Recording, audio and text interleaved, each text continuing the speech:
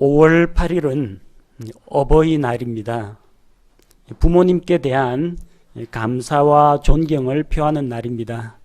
물론 5월 8일 하루만 반짝 부모님께 효도하고 특별한 이벤트를 하라는 것이 아니라 1년 365일 다 그렇게 부모님을 공경하고 섬기는 것이 마땅합니다. 그럼에도 불구하고 항상 해야 하는 것이 마땅하지만 특별히 1년 중 한 날을 정해서 부모님의 은혜에 대해서 감사하고 되새기는 그런 좋은 기회를 우리가 갖게 되었습니다. 우리에게 생명을 주시는 분은 하늘에 계신 하나님 아버지십니다. 그런데 우리 육체의 생명을 주시는 그 하나님께서는 새롭게 창조해서 각 사람을 매번 세상에 태어난 사람을 창조하시는 것이 아니라 우리의 아버지와 어머니, 부모님을 통해서 우리에게 생명을 주십니다. 공중 나는 새 한 마리, 들에 있는 백합화 한 송이도 가꾸시고 돌보시고 길러주시는 분은 분명히 하나님 아버지십니다. 그럼에도 불구하고 우리 삶의 많은 영역은 하나님께서 우리를 낳아주시고 길러주신 부모님을 통해서 우리에게 그런 은혜를 베풀어 주신다는 것입니다. 따라서 우리는 낳아주시고 길러주시는 부모님의 은혜에 마땅히 감사하며 순종하는 것이 옳습니다. 오늘 에베소서 6장 1절에서 3절 말씀을 통해서 부모님을 모시고 있는 분들은 부모 공경의 명령을 다시 한번 마음에 새기는 계기가 되었으면 좋겠습니다. 또한 부모님 되시는 분들은 이 말씀을 통해서 자녀를 순종하는 자녀로, 효도하는 자녀로 그런 키우는 방법을 말씀을 통해서 다시 한번 배우시기 바랍니다. 오늘 읽은 본문 말씀 1절에서는 자녀가 부모님을 어떻게 대해야 하는지 그 태도에 대해서 설명하고 있습니다. 먼저 에베소서 6장 1절에서 3절을 보면 자녀들이 부모님을 어떻게 대할 것인가를 다루고 있습니다만 이 성경 전체 문맥을 살펴볼 때 이 전체 문맥은 에베소서 5장 18절부터 시작이 됩니다. 에베소서 5장 18절에 보니까 술 취하지 말라. 거기에는 과도함이 있나니 오직 성령으로 충만하라. 말하자면 그 뒤에 나오는 이야기들은 전부 다 성령 충만한 삶의 결과로 따라오는 것이고 성령 충만해야만 남편과 아내의 관계 그리고 자녀들이 부모님께 대하는 관계 부모가 자식을 대하는 관계 주인과 종의 관계 이 모든 것이 성령으로 충만할 때 가능하다는 이야기입니다. 죄 가운데 있는 사람은 효도나 공경이나 이런 것들을 마음에 새기고 실천으로 옮기기가 쉽지가 않습니다. 남편과 아내 사이가 화목하고 존중하고 사랑하는 그 관계가 형성이 되려면 에베소서 5장 18절로 돌아가야 됩니다. 성령 충만을 받아야 남편이 아내를 사랑할 수 있는 그런 능력과 동기를 받습니다. 성령으로 충만해야만 자매님들이 남편을 존경하고 공경할 수 있는 올바른 동기력을 얻을 수가 있다는 것입니다. 모든 것은 성령 충만한 삶에서 시작이 됩니다. 그 결과 성령 충만의 결과가 무엇이냐면 인간관계에 있어서는 5장 21절 하나님을 두려워하는 가운데 서로에게 복종하라는 것입니다. 그 뒤에 나오는 관계는 서로가 서로에게 복종하는 관계를 이야기하고 있습니다. 그리스도인의 인간관계는 하나님을 두려워하는 가운데에서 이루어져야 합니다. 지켜보고 계신 하나님, 세상을 다스리시는 하나님, 마지막에 심판하시는 하나님, 상급을 주시는 하나님, 그 하나님을 두려워하는 가운데에서 모든 인간관계가 이루어져야 한다는 것입니다. 하나님을 두려워하게 되면 서로가 서로에게 복종하게 됩니다. 서로가 서로에게 복종하는 관계이지 일방적으로 지배하고 억압하는 관계는 아닙니다. 남편과 아내와의 관계에 있어서 남편이 가정의 머리인 것은 맞지만 아내를 억압하고 짓누르고 지배하는 것은 아닙니다. 부모가 자녀를 잘 돌보고 자녀로부터 효도를 받는 것은 맞지만 그렇다고 해서 부모가 자녀를 억압하라는 이야기는 아닙니다. 이것은 주인과 종 사이의 관계에 있어서도 마찬가지입니다. 모든 관계에서 서로가 서로를 존중하고 높여주고 섬기는 관계라는 것입니다. 이것은 마치 하나님 아버지와 아들 하나님이신 예수 그리스도와의 관계하고도 같습니다. 예수님께서는 자기 자신을 낮추시고 하나님 아버지께 복종하셨습니다. 십자가에 죽으시기까지 복종하셨습니다. 그렇다고 해서 예수님이 하나님 아버지보다 열등하다거나 아니면 하나님의 지배를 받아서 종속된 존재라는 이야기는 아닙니다. 하나님께서는 예수 그리스도를 영화롭게 하십니다. 예수 그리스도는 그분의 피로 말미암아 사람들을 구원함으로 모든 구원받은 자들이 하나님께 영광을 돌리게 합니다. 서로 높이고 존중하고 세워주는 관계라는 것입니다. 남편과 아내의 관계도 마찬가지요. 부모와 자녀의 관계도 마찬가지입니다. 서로가 서로에게 복종하고 세워주는 그런 관계라는 것입니다. 따라서 이런 것을 염두에 두고 에베소서 6장 1절에서 3절 말씀을 우리가 되새길 필요가 있습니다. 1절에서 첫머리에서 자녀들아 라고 이야기합니다. 자녀들아. 에베소 교회에 편지를 쓴 바울은 결혼을 하지 않았습니다. 그에게는 자녀가 없습니다. 지금 여기에서 말하는 자녀는 바울의 자녀를 말하는 것이 아닙니다. 혹은 바울이 복음을 전해서 구원으로 인도한 영적인 자녀, 예컨대 디모데와 같은 제자들을 말하는 것도 아닙니다. 여기서 자녀들이라는 것은 글자 그대로 자녀들입니다. 여러분 부모님이 계시죠? 그러면 그 부모님의 자녀들, 곧 이 말씀을 읽는 모든 자들을 가리킵니다.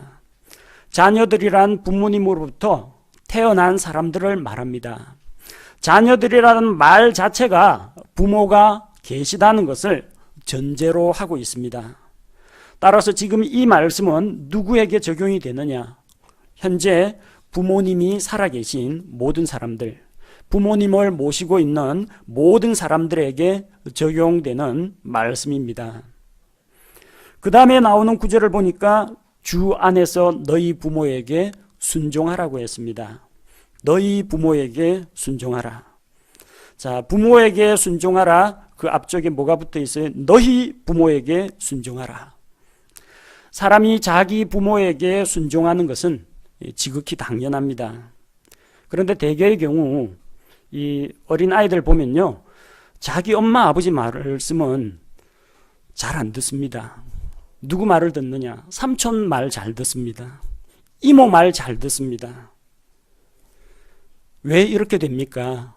부모가 권위를 가지고 자녀를 올바로 가르치고 징계하지 않기 때문에 어릴 때부터 내가 너의 아빠다, 내가 너의 엄마다, 그래서 아빠로서 엄마로서 너희에게 말한다, 이렇게 담대하게 이야기하지 못하고 다른 권위에 순종하는 것을 가르치기 때문에 그렇습니다. 지하철 안에서 어린애가 떼를 쓰면 어떻게 합니까? 엄마 말씀 똑바로 들어! 이렇게 단호하게 야단을 치기보다는 뭐라고 이야기해요? 저 아저씨가 이놈한다? 순경 아저씨 얘 좀 잡아가세요. 너 자꾸 그러면 아빠한테 이른다? 그러거든요. 그러면 아이들은 더 이상 엄마를 무서워하지 않습니다. 아, 옆집 아저씨가 무섭구나. 호랑이가 무섭구나. 아빠가 무섭구나. 엄마 말은 안 들어요. 부모의 권위에 복종하는 것을 가르쳐야 되는데 자꾸 다른 권위에 의존해서 아이들을 다스리려고 하는 것이 문제라는 겁니다.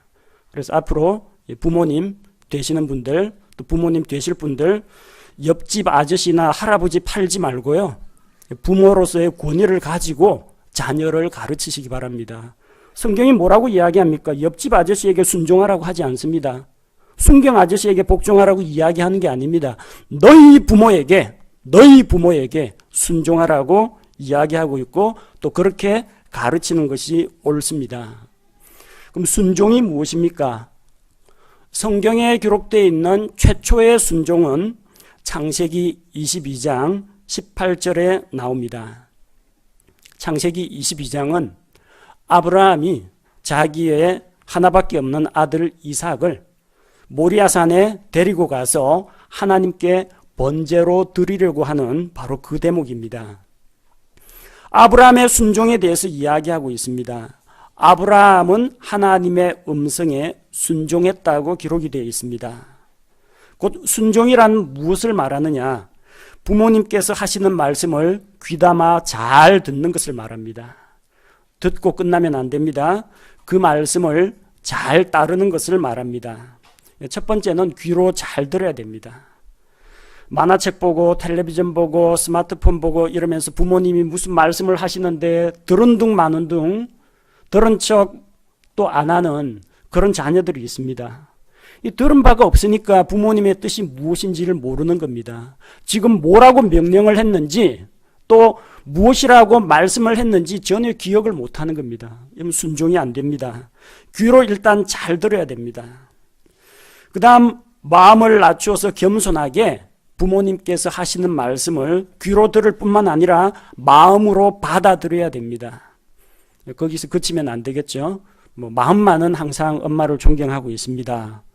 좋은 말이긴 합니다만 마음만 가지고는 안 됩니다. 행동이 뒷받침되어야 합니다. 부모의 말을 귀담아 듣고 마음속으로부터 순종함으로 받아들이고 행동으로 그 말씀을 따르는 것을 순종이라고 합니다. 여러분 집에서 기르는 강아지가 우리 집 강아지는 주인 말을 잘 듣는다. 그렇게 이야기할 때 뭘 말합니까? 이 강아지가 귀가 밝아가지고 주인 음성을 금방 캐치를 한다. 그런 의미가 아니죠. 그 강아지가 한국말을 기가 막히게 잘 해석을 한다. 그런 것도 아닙니다. 앉아 하면 딱 앉고 일어서 먹어 하면은 그대로 따라할 때 강아지가 말 잘 듣는다. 그렇게 이야기하죠. 부모님의 말씀을 잘 듣는다라는 것은 단순히 귀로 소리를 듣는 것뿐만이 아닙니다. 마음으로 받아들이고 행동으로 순종하는 것을 이야기합니다. 우리는 이 문장이 명령문이라는 것을 알고 있습니다. 너희 부모에게 순종하라. 딱 거기까지입니다. 너희 부모에게 순종하는 것이 어떻겠니? 내가 생각하기에는 부모님에게 순종하는 것이 좋겠다고 생각하는데 이런 식의 권면의 말이 아닙니다. 이건 명령이에요. 순종하라. 명령이기 때문에 부탁이나 권면이 아니기 때문에 오직 우리의 반응은 둘 중에 하나입니다. 이 말씀에 순종할 것이냐 불순종할 것이냐. 자, 부모님께 순종하라라고 했는데 이게 누구의 말입니까? 하나님의 말씀입니다. 따라서 부모에게 순종하라는 하나님의 명령에 내가 순종할 것이냐 말 것이냐에 따라서 부모에게 효도할 것이냐 말 것이냐가 좌우가 된다는 겁니다.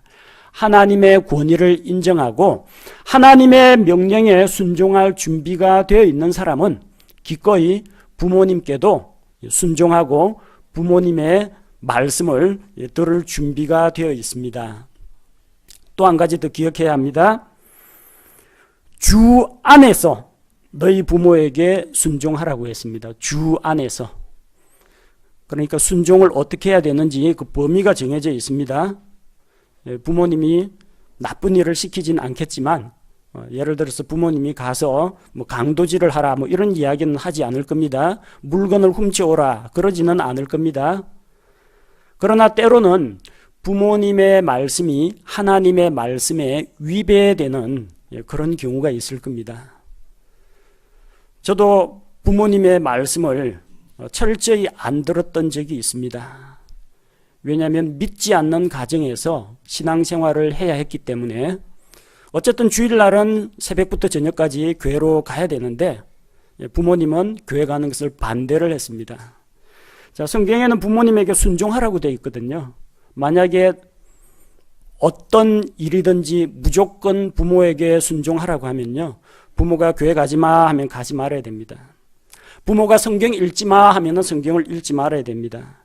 기도하지 말라고 하면은 믿는 부모님은 안 그러겠지만 안 믿는 가정에서 부모님이 신앙적으로 핍박하면서 신앙생활을 방해하면 그것까지 고스란히 따라야 된다는 겁니다.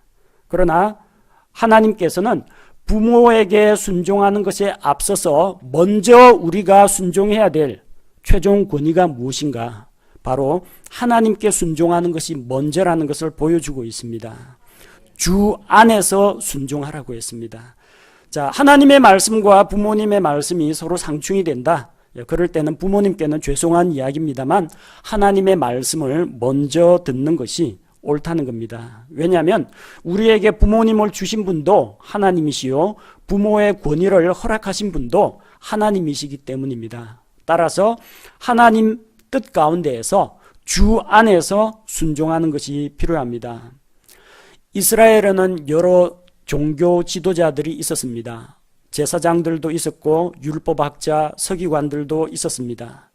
그들이 예수님의 제자들이 예수 그리스도의 십자가 죽음과 부활을 전하는 것을 못마땅하게 여겼습니다. 그래서 다시는 이 이름으로 가르치지 말라고 그들을 핍박했습니다. 그때 사도들이 뭐라고 반응을 했습니까? 사도행전 5장 29절에 보니까 이에 베드로와 다른 사도들이 응답하여 이르되 우리가 사람들보다 하나님께 순종하는 것이 마땅하니라. 사람보다는 하나님께 순종하는 것이 마땅하다는 겁니다. 부모님에게 순종하는 것 필요합니다. 그러나 그 범위는 주 안에서 순종하시기 바랍니다. 왜 그렇게 해야 됩니까? 왜 그렇게 해야 됩니까? 근거가 있습니다. 너희 부모에게 순종하라. 이것이 옳으니라. 다른 이유 없습니다. 이게 옳기 때문에 그러는 겁니다. 부모님께 순종하는 데는 다른 이유가 있을 수가 없습니다. 부모님이 무서워서? 순종하면 용돈이 생기니까? 순종 안 하면 매 맞으니까? 내가 마음씨가 착해서? 그래서 순종하라는 이야기가 아닙니다. 부모님이 많이 배웠기 때문에, 부모님이 나보다 인생 경력이 더 많기 때문에, 부모님이 나보다 더 지혜롭기 때문에 그런 조건 없습니다. 그냥 부모님께 순종하는 것이 옳기 때문에 순종하는 것입니다. 그렇게 하는 것이 옳다는 겁니다. 옳은지 그른지 어떻게 압니까? 이것은 하나님의 말씀입니다. 하나님은 언제나 옳은 말씀만 하십니다. 따라서 이 말씀도 옳습니다. 그러니까 이것이 옳으니라라는 이 하나님의 말씀 역시 옳습니다. 부모님께 순종하는 것이 옳다고 하나님께서 말씀하셨기 때문에 내가 순종하는 것입니다. 다른 데서 이유 찾지 마십시오. 부모님의 어떤 지적인 수준에 따라서, 경제적인 수준에 따라서 효도할 것인가 말 것인가가 좌우돼서는 안 된다는 겁니다. 부모에게 순종하는 것이 옳다고 하나님께서 말씀하셨기 때문에 순종하는 것입니다. 2절 말씀에서는 구약 성경에 나오는 10계명을 우리에게 다시 일깨워 주고 있습니다. 내 아버지와 어머니를 공경하라. 그것은 약속 있는 첫째 명령이니. 자, 앞쪽에서는 순종하라고 했죠. 순종은 귀로 말씀을 듣고 마음으로 받아들이고 행동으로 실천하는 것을 말합니다. 공경한다는 것은 무엇을 말합니까?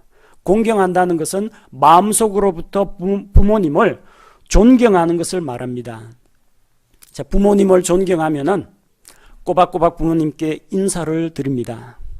어릴 때부터 인사 가르치십시오. 아침에 일어나면 안녕히 주무셨어요 인사하도록 하고, 자기 전에는 사랑해요 하면서 한번 안아주고 잠자리에 들어가도록 하고, 학교에서 돌아오면은 다녀왔습니다 하고 인사를 하도록 가르치십시오. 작은 것 하나지만 거기에서 인사한다는 자체가 부모 공경의 가장 작은 출발점이라고 할 수 있습니다. 그 다음 존댓말을 가르쳐야 됩니다.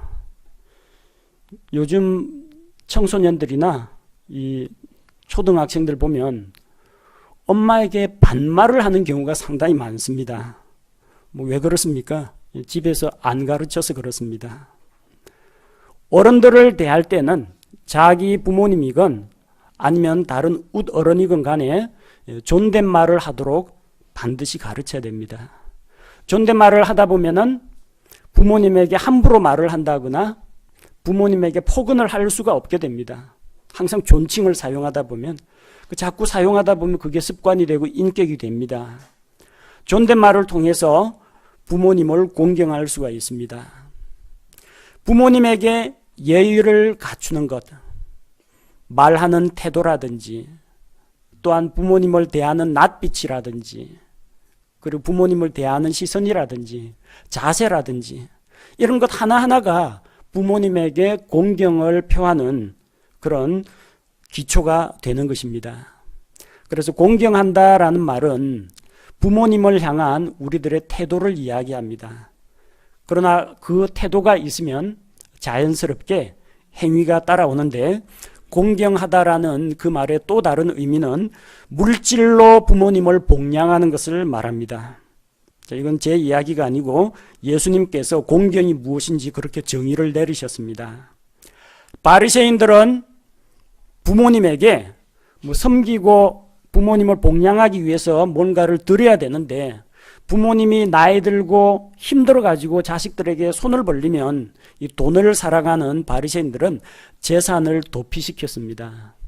당시에 조상들의 전통에 따라서 고르반이라는 제도가 있습니다. 고르반이 뭐냐면 내가 하나님께 바쳤다라는 겁니다. 바친 물건이라는 겁니다. 하나님이 우선이기 때문에 내 재산을 성전에 가서 하나님께 바칩니다. 고르반 하면은 이거는 아무도 손 못 댑니다. 부모가 달라고 해도 줄 수가 없습니다. 하나님께 바친 거기 때문에. 부모님이 이제 하는 수 없이 가거든요. 그러면 위약금 5분의 1을 내고 도로 찾아갑니다. 이런 방식으로 재산을 도피하는 그런 바리새인들이 있었습니다. 그래서 예수님께서 그들을 꾸짖으신 겁니다. 마태복음 15장 5절에서 6절에 보니까 이 바리새인들에 대해서 예수님이 책망하시는데 너희는 이르되 누구든지 자기 아버지나 어머니에게 말하기를 무엇이든 내가 드려 부모님을 유익하게 할 것이 예물, 고르반입니다. 예물이 되었나이다. 하나님께 드리는 예물이 되었나이다 하기만 하면 자기 아버지나 어머니를 공경하지 않아도 의무를 면제받으리라 하여 너희 전통으로 이같이 하나님의 명령을 무효가 되게 하였느니라. 예수님께서 뭐라고 하셨어요? 자기 아버지나 어머니를 공경하지 않아도 의무를 면제받는다고 했거든요. 그럼 공경하는 의무가 뭡니까? 물질로 부모님을 복양하는 것이 공경이라는 겁니다. 공경이라는 것이 공손한 태도만 말하는 것이 아닙니다. 실제 부모님을 복양하고 음식도 차려드리고 용돈도 드리고 생활비 드리고 모시고 살고 부모님의 건강을 돌아보고 이런 모든 것들이 다 포함이 됩니다. 그게 부모 공경입니다. 공손한 자세만이 공경이 아니라 부모님께 말과 태도와 행동과 물질로 복양하고 섬기는 것이 부모 공경이라는 것입니다. 그렇게 부모를 공경하는 것에는 하나님의 약속이 딸려 있습니다. 그것은 약속 있는 첫째 명령이니 하나님께서 사람들에게 주신 10계명 10개의 명령이 있습니다. 그 중에서 1번부터 4번까지는 사람이 하나님하고의 관계에 있어서 어떻게 해야 될지를 보여주는 명령입니다. 그 다음 5번부터 10번까지가 있는데 그것은 사람들 사이에서 지켜야 할 그런 규범들을 이야기하고 있습니다. 그래서 5번에서 10번 가운데 제일 첫 번째 사람들 사이에서 지켜야 할 첫 번째 명령 그리고 약속이 있는 첫째 명령은 5번째 계명입니다. 1번에서 4번 계명은 하나님께서 상 준다는 이야기가 없습니다. 하나님만을 섬겨야 된다. 우상을 만들지 말라. 하나님의 이름을 헛되이 취하지 말라. 안식일을 기억하여 거룩히 지켜라. 이거 지키는 것은 지극히 당연한 일이고 그거 지켰다고 해서 하나님이 기특하다고 상을 주진 않습니다. 그런데 상을 주는 보상을 주는 첫 번째 명령이 어디에 있느냐? 5번째 계명에 있습니다. 출애굽기 20장 12절 내 아버지와 어머니를 공경하라. 그리하면 주 내 하나님이 내게 주는 땅에서 내 날들이 길리라. 사람들 사이의 관계를 다룬 첫째 명령은 부모님을 공경하라는 명령입니다. 하나님께서 주신 명령들 가운데에서 약속이 달려있는 첫 번째 명령은 부모를 공경하는 것입니다. 다른 명령들에는 지켜야 되는 이유하고 지켜야 될 의무만 있지만 부모 공경의 명령을 지킬 때에는 보상과 축복이 딸려온다는 것입니다. 그래서 우리는 아버지와 어머니를 공경할 때는 하나님의 약속, 보상을 받는다는 겁니다. 물론 공경하지 않으면 어떻게 되느냐? 부모를 공경하라고 했는데 부모를 공격하면은 벌을 받습니다. 어떤 벌을 받습니까? 이거는 보상보다 더 무시무시한 벌이 딸려 있습니다. 부모에게 폭행을 하는 자, 요즘 매스컴에 많이 나옵니다. 부모가 용돈 안 준다고, 또 게임하는 거 가지고 또 뭐 야단을 쳤다고, 또 취업 문제 때문에 부모가 뭔가 좀 듣기 안 좋은 말을 했다고 해서 울컥하는 마음에 생명을 끊어버리는 사람도 있고, 부모를 죽이는 사람도 있고, 부모를 폭행하는 사람도 있습니다. 사회가 어쩌다가 이렇게 되었는지 모르겠습니다. 구약시대에 그런 사람은 어떻게 다스리느냐? 출애굽기 21장 15절, 자기 아버지나 어머니를 치는 자는 반드시 죽일지니라. 죽습니다. 사형입니다. 아마 이 법이 적용됐다면 대한민국 인구가 많이 줄었을 것 같습니다. 부모님한테 땡깡 부르면서 부모님 때리고 그러신 분들이 있죠. 뭐 어린 시절에서는 발버둥 치면서 몸으로 때를 썼다고 하지만 부모에게 손찌검을 한다든지 이 부모를 폭행하는 죄는 사형입니다. 달리 이거는 개선의 여지가 없습니다. 그냥 바로 생명을 끊는 것이 이스라엘 하나님의 백성들의 공동체에 꼭 필요했습니다. 때리진 않았는데 부모님한테 이제 말로, 안 좋은 말로 부모님을 공격했다. 출애굽기 21장 17절, 자기 아버지나 어머니를 저주하는 자는 반드시 죽일지니라. 안 때리고 부모님한테 폭언을 했다. 사형입니다. 죽습니다. 그리고 부모에게 고집을 부리고 반항을 했다. 신명기 21장 18절에서 21절. 만약에 어떤 집에 그 자녀가 고집이 세고 부모에게 반항하고 부모에게 불순종하고 징계를 했는데 그걸 받아들이지 않는다. 그럼 어떻게 하느냐? 그 마을의 장로들에게 고발합니다. 우리 이 아이는 부모를 무시하고 존경하지도 않고 고집세고 반항하는 이런 페루납니다 라고 이야기하면요, 그 도시의 모든 사람이 그를 집에서 끌어내가지고 돌로 쳐서 죽였습니다. 물론 자기 아들을 그런 식으로 동네 사람한테 고발하는 부모는 뭐 그리 많지는 않을 겁니다. 그러나 하나님의 기준은 분명하다는 것입니다. 부모에게 물리적으로 폭행을 하는 자, 부모에게 상처가 되는 비난이나 폭언을 퍼붓는 자, 고집이 세서 부모님에게 불순종하고 반항하는 자, 다 사형입니다. 무섭죠? 이렇게 엄격하게 부모에게 순종, 불순종에 대해서 보상과 처벌이 성경에는 명확하게 기록이 되어 있습니다. 그런데 날 때부터 죄 가운데 태어난 우리들은 자라면서 저절로 부모님 은혜를 깨닫고 저절로 효도를 하게 되지는 않습니다. 아이들은 미성숙합니다. 잘 순종하지 않습니다. 그래서 교육이 필요한 겁니다. 아이들은 날 때부터 반항하고 불순종하는 죄의 본성을 갖고 태어났다는 것을 기억하시기 바랍니다. 여러분, 어린 자녀가, 초등학교도 못 간 어린 자녀가 너무 귀엽고 좋아서 어쩔 줄 모르겠죠? 사랑스럽게만 보지 마시고요, 안타깝고 불쌍하게 여겨야 됩니다. 이 험악한 세상에 또 죄인 한 명이 또 태어났구나. 예수님 만나서 빨리 구원받아야 된다. 그게 부모의 의무입니다. 아이들은 어릴 때부터 자기 중심적인 생각을 갖고 있으며 이기적입니다. 맛있는 거 있으면 절대 안 나눠 먹으려고 합니다. 근데 다른 애가 그거 가지고 있으면 자기 게 아닌데도 내 거야 하면서 자기 게 아닌데도 자기 거라고 주장을 하면서 장난감이나 과자를 빼앗으려고 합니다. 그게 아이들의 본성입니다. 어린아이들은 내버려 두면 올바른 것을 행하기보다는 자기 하고 싶은 것을 하게 된다는 겁니다. 그래서 이 마음밭이 잡초밭이 되기가 쉽습니다. 이 곡식이라든지 이 채소를 기를 때는요, 열심히 비료주고 이 풀 뽑아주고 그다음 물 주고 관리를 해야 잘 자랍니다.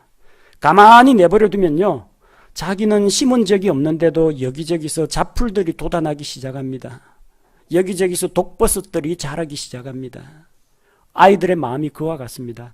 가만히 내버려 두면은 앞으로 점점 죄를 향해서 다가갈 뿐이지 저절로 착해지거나 저절로 하나님께 부모님께 순종하지는 않는다는 겁니다. 그래서 교육을 해야 됩니다. 자녀들을 교육하는 태도가 에베소서 6장 4절에 나옵니다. 앞서 말씀드렸듯이 부모가 자녀를 억압하고 지배하라는 것이 아니라 서로 존중하고 서로 세워주는 관계입니다. 에베소서 6장 4절에 보니까 또 너희 아버지들아 너희 자녀들을 노엽게 하지 말고 오직 주의 교육과 훈계로 양육하라 이렇게 기록되어 있습니다.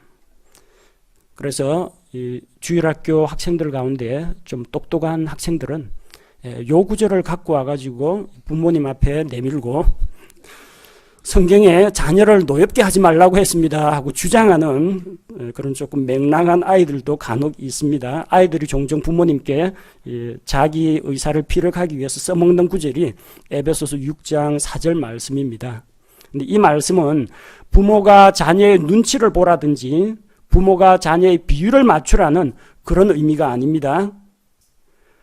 자녀에게 잘못을 일러주고 올바른 것을 먼저 가르쳐줘야지 다짜고짜 권위로 억누르고 폭력으로 매부터 때리면 안 된다는 이야기입니다. 그러면 아이들이 어떻게 하겠어요? 잘못한 것도 없는데 왜 갑자기 아빠가 화를 내는지 모르겠다 그러면서 속에서 분노가 치밀게 됩니다. 먼저 타일내야 됩니다. 무엇이 옳고 그런지 너가 이러한 행동을 했지 해가지고 그걸 했다라는 데서 그가 본인이 시인을 하는지 아니면 자기가 한 게 아니고 억울한 누명을 썼다든지 발언할 기회를 줘야 됩니다. 그 다음에 그것이 옳은지 그른지에 대해서 어떻게 생각하는지 이야기를 들어봐야 됩니다. 관점이 다를 수가 있기 때문에. 그래서 만약에 그 아이가 뭔가를 잘못 생각하고 있다면 이게 잘못이요 죄가 된다는 것을 깨우쳐 줘야 됩니다. 그렇게 해서 그가 잘못을 시인하면 그때서 징계를 할 수가 있고 그때서 야단을 칠 수가 있는 겁니다. 덮어놓고 화부터 내고 주먹부터 나가면은 어느 자녀가 말을 들으려고 하겠습니까? 어려서는 힘이 약해가지고 참습니다. 순종을 하긴 하는데 부모가 무서워서 참습니다. 나중에 20대 중반 청년 돼 보십시오. 반발하는 마음 딱 생깁니다. 때리려고 하면 탁 발목 잡으면서 우리 신사적으로 말로 합시다. 이런 식으로 나옵니다. 그렇게 되지 않으려면요, 힘으로 권위로 찍어 누르는 것이 아니라 뭘로 가르쳐야 됩니까? 주의 교육과 훈계로 양육하라고 했습니다. 자, 매나 폭력이나 권위로 누르는 것이 먼저가 아닙니다. 교육이 먼저입니다.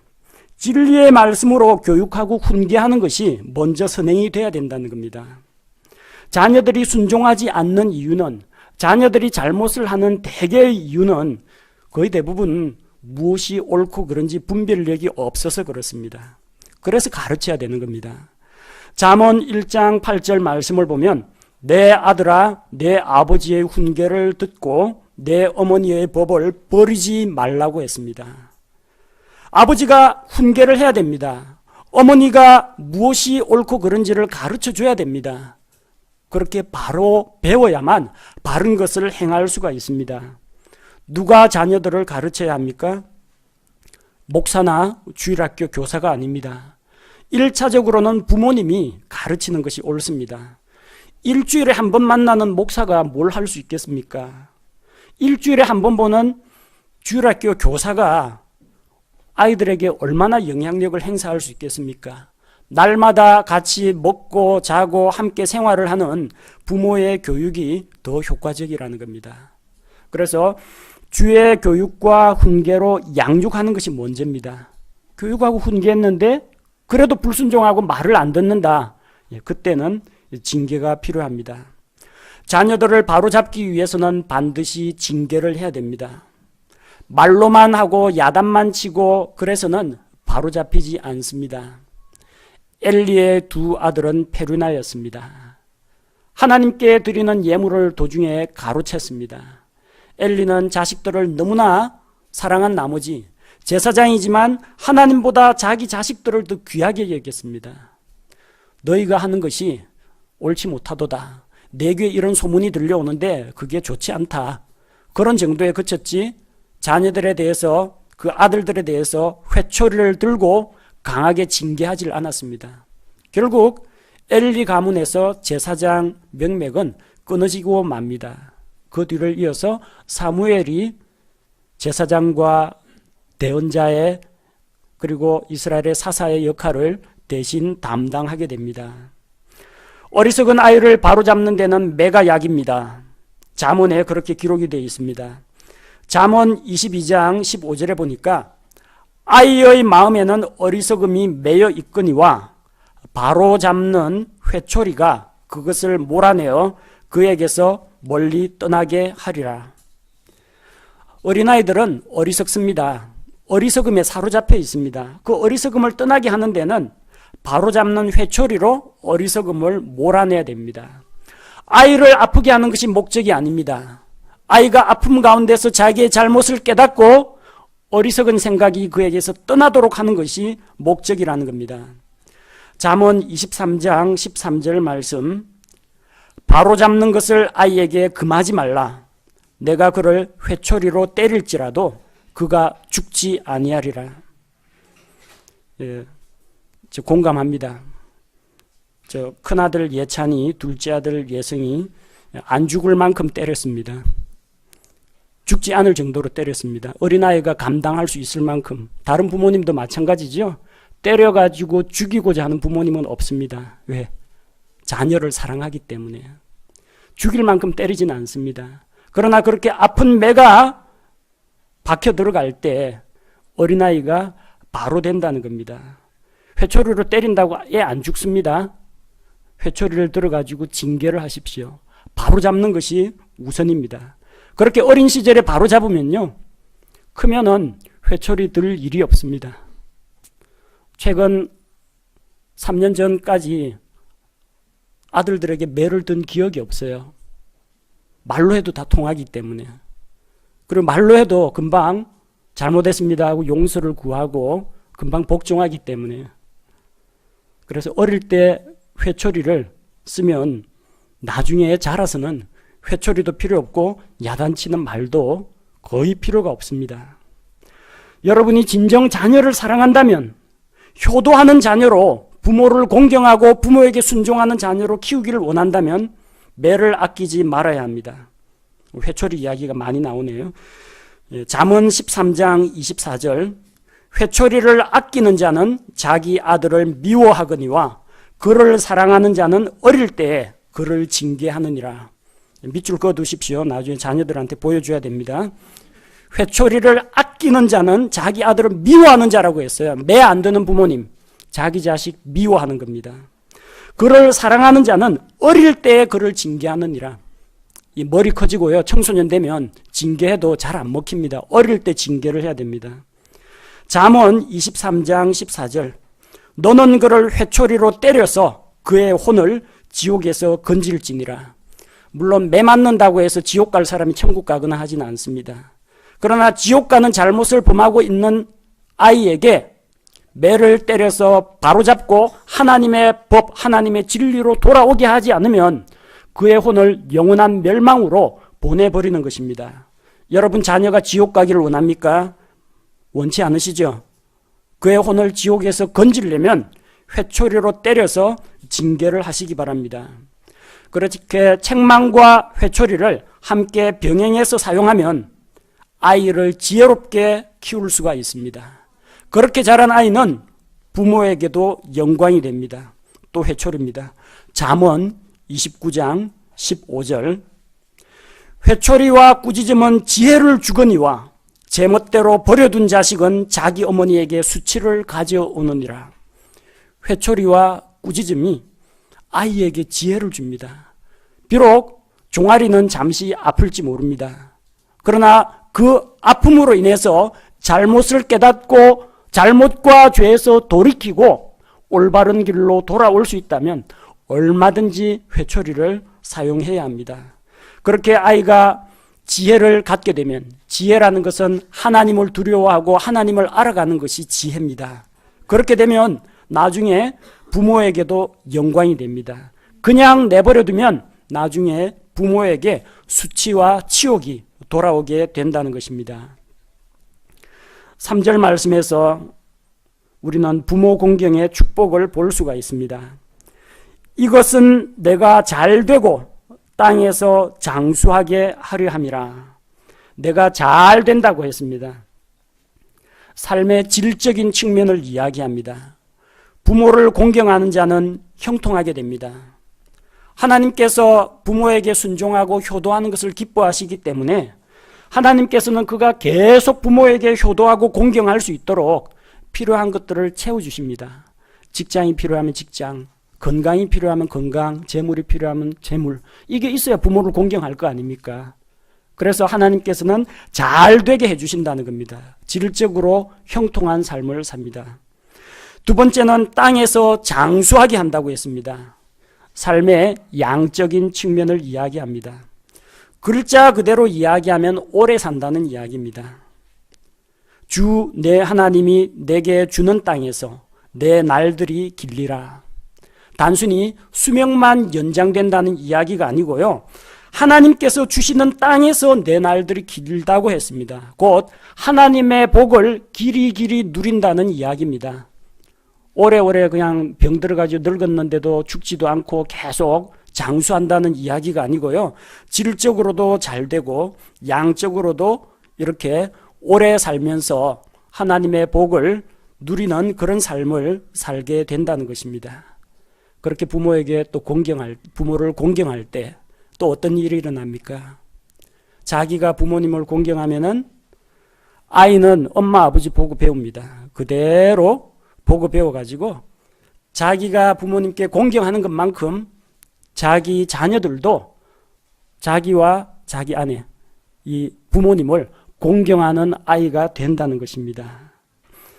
오늘 우리는 에베소서 6장 1절에서 3절 말씀을 통해서 부모 공경에 대한 성경적 원리에 대해서 살펴보았습니다. 우리는 누구나 부모님을 통해 세상에 태어나고 부모님의 도우심을 힘입어서 오늘 이 자리에 와 있습니다. 낳아주시고 길러주신 부모님의 은혜에 감사드리시기 바랍니다. 부모님께 순종하고 마음과 공손한 태도로 부모님을 공경하며 물질로 부모님을 복양함으로 말미암아 하나님께서 우리에게 주고자 하시는 그런 보상과 축복을 함께 받아 누리시고, 또한 부모님들은 자녀들을 진리의 말씀으로 잘 교육해서 부모의 권위에 순종하고 하나님의 권위에 순종하는 그런 믿음의 자녀로 잘 키우시기 바랍니다. 제가 기도하겠습니다.